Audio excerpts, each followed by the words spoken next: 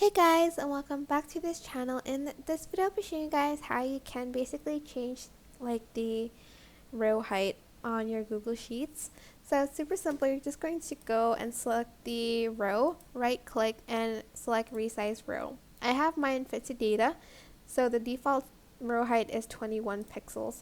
For instance, I want it to be 40. I'm just going to type in 40 and press OK.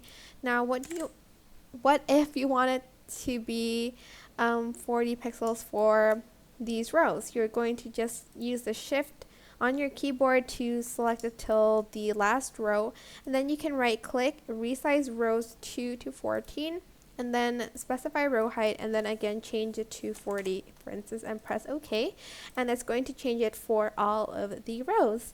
That is it. Super simple, but I hope this tutorial was helpful for you guys.